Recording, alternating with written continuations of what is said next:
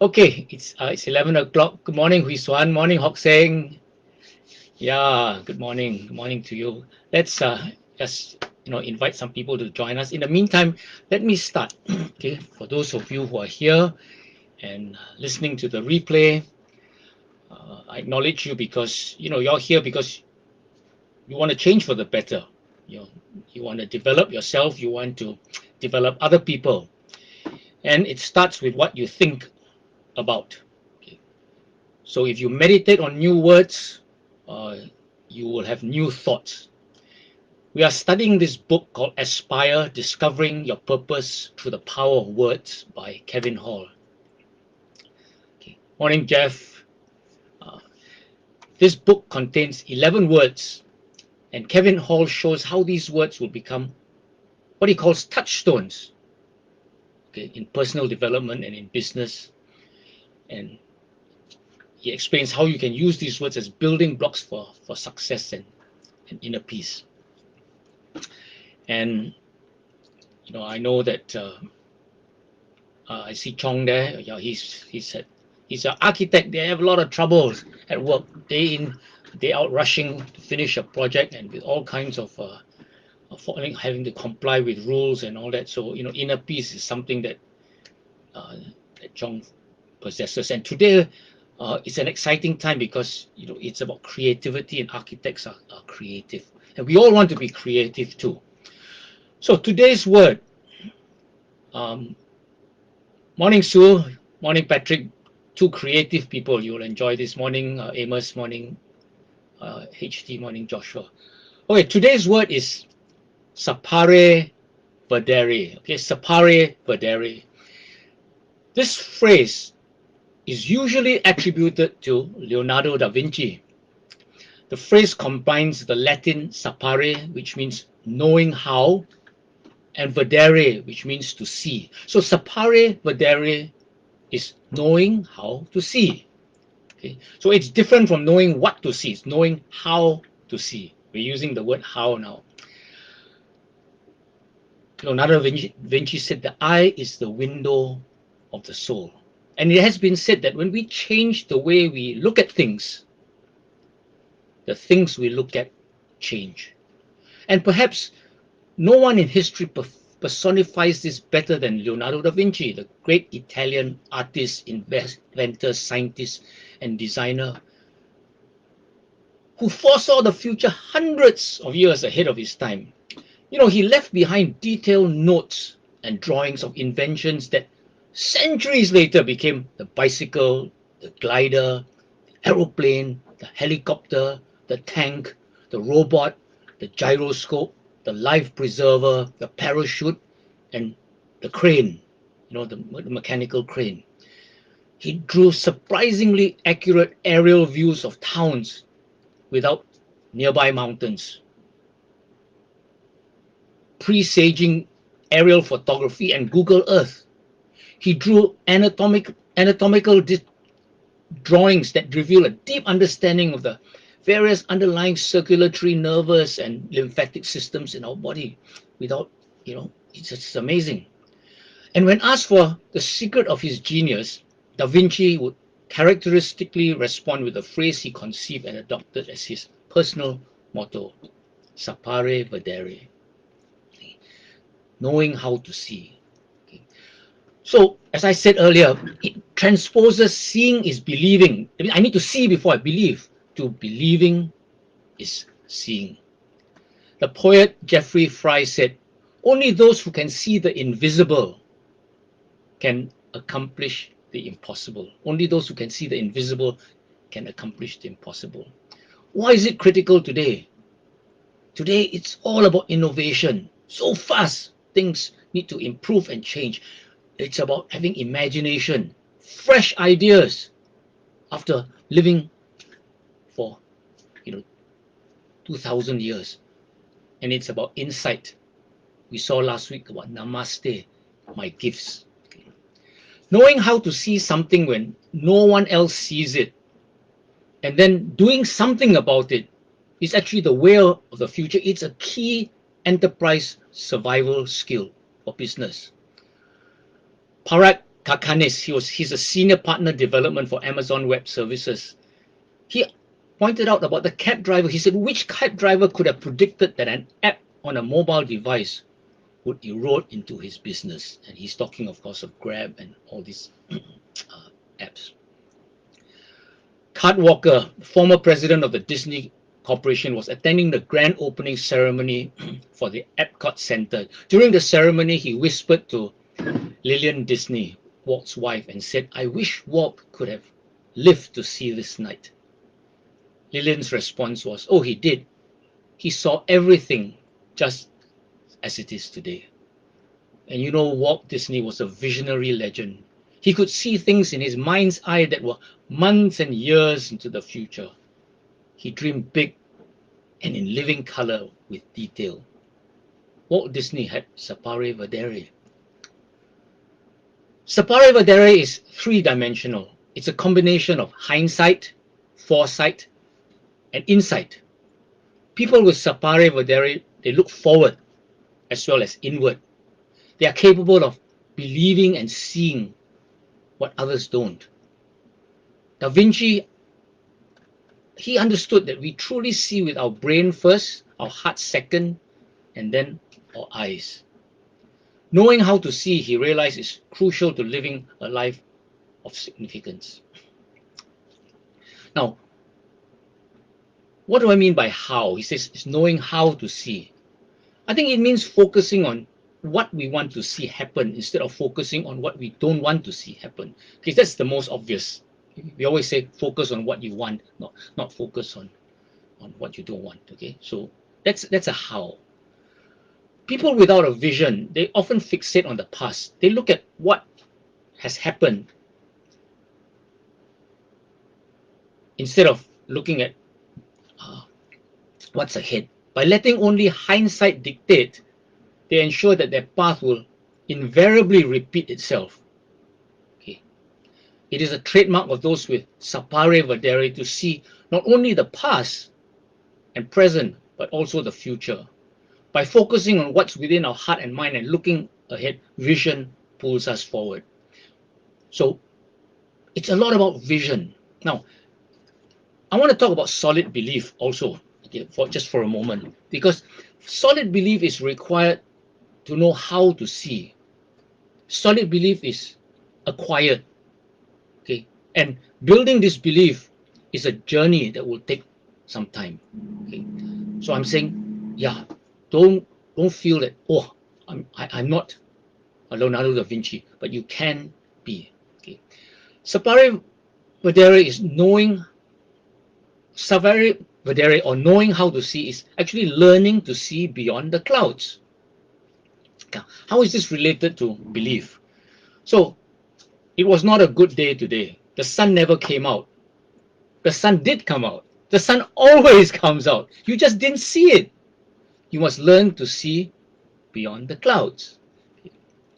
So, the expression believing is seeing also invokes the law of attraction. Okay, because when you believe first, then that's the message that you give to the universe, to God, so that you attract what you want. Okay, you attract what you see, which is your vision. Kevin Hall quotes Miles Monroe, the author of The Principles and Power of Vision, okay, with this thought: sight is a function of the eyes, vision is the function of the heart. Okay, sight is a function of the eyes, vision is a function of the heart. In fact, Kevin says that, you know, your eyes are like the spectacles. Okay, but what drives you is actually in your heart. Okay, so vision sets you free from the limitation of what the eyes can see, and allows you to enter into the liberty of what the heart can feel. Okay, so it's about the heart, it's about feeling. Okay, never let your eyes determine what your heart believes. Okay, never let your eyes determine what your heart believes. And this is, Jeff, we talked about the left brain and the right brain, isn't it? The logical brain, okay, that depends on evidence, as opposed to what's inside you, the right brain, the creative one, okay, which is your heart. So Sapere Vedere, vision, sight, insight, it all speaks actually of faith. Okay, faith in ourselves, in our dreams, in our vision of a life to come. In fact, faith in faith, faith in believing, the power of believing. And of course, for those of us who embrace a faith-based religion, we are all over the faith concept. We are people of faith. We have faith. We demonstrate faith, and we live a life of faith. And our faith is in the God of the universe. And by the way, God, the creator, the ultimate creator, was the original example of Sapere Vedere. Now, you know that as I've shared with you about Kevin, he has visited Arthur, this master of words, this etymologist. Okay, and on one afternoon visit with Arthur, Kevin is tutored on a deeper level with this insight. Arthur said, wisdom is knowing what we saw. Vision is knowing what we see. And Sapere Vedere is knowing how to see. Okay, not vision is knowing what we see. Sapere Vedere is knowing how to see. In the book of Proverbs, there is a verse that says, where there is no vision, the people perish. And so Arthur continued. He said, with vision, people look ahead with confidence. And confidence, what does confidence mean? Confidence means to go with faith. So clear vision enables us to proceed with faith in ourselves. Let's talk a bit about purpose. Okay. Now, the word purpose is derived from the Old English word propose. Okay, it's derived from the Old English word propose. That is a combination of pro, which means forth, and pose, which means to put. Okay, pro means forth, pose means to put. So to propose is to put forth what we intend to have happen in our life. Okay. So we were made, each made for and with a purpose. So you're made for a purpose and you're made with a purpose. Just as everything in the universe was created for and with a purpose. Leonardo da Vinci said, may your work be in keeping with your purpose. Okay. So it's not about being creative. It is about being creative with what is the purpose. And that related to the word passion that we studied earlier. Okay. So purpose and vision, they go hand in hand, don't they? My vision gives me purpose. My purpose becomes my vision. Okay. Now let's go back and just touch a bit about hindsight, foresight, insight, behind. Okay. So hindsight is behind, where we've been. Foresight is ahead, what's in front of us. Insight is from within. Okay. What we see with the eyes of our mind. So Arthur talked about the old Germanic word, okay, the German word wisdom, Wissen, okay, W-I-S-S-E-N, which means I know what I saw. Vision is I know what I see. Okay, I'm repeating this. Okay, now so back to purpose. So our purpose is why we travel. Our vision is where we travel to, and our path is the way we travel. So I'm trying to put together some of the things that we talked about earlier. Now, back to the heart, okay, seeing with the heart, that helps when you visualize the feeling, okay, the feeling, okay. What is your vision about what you want to become in the future? Okay. Don't ask how will I look, ask how would I feel instead. That helps you see it so that you can be it. We are the ones that determine our vision. We decide what we want, what we dream about, what we set our life right about. There are actually no limits, okay? As we've talked about, you can envision it, you can achieve it. Okay? Now, just some tools. You know, the vision board is a tool. You've created a vision board. Okay, go and Google vision board. So visualization is the first key to a successful future. Okay, the best way to predict it is to see it and create it by doing it. And this was about Michelangelo. Okay, and he said, in every block of marble, I see a statue as plain as though as it stood before me. Perfect in attitude and action. I only have to hack away the rough parts that imprison the lovely apparition to reveal it to the other eyes as mine see it. So he sees it. It's just about making it so that We all can see it. And this analogy is good because sometimes the marble that we chip away are the challenges and adversity we face.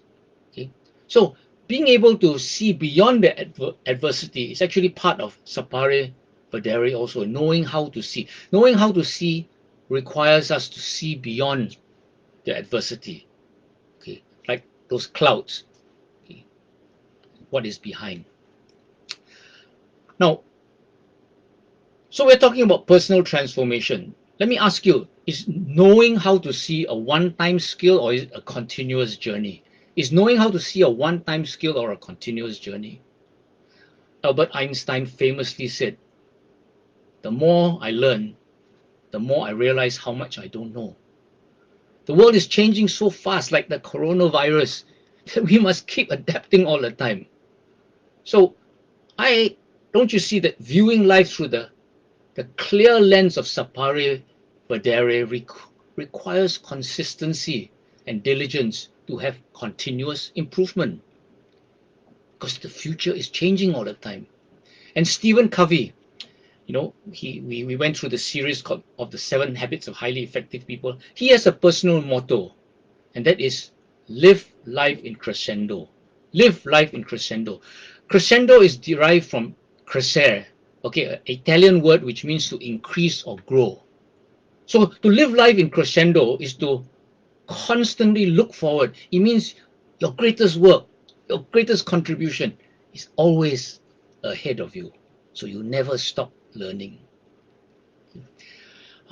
I came out with this piece by Nico Stein in his blog Thinkerium. Okay, he said, Da Vinci was a keen observer and he relied more on his own observations and experiments than the available knowledge in books.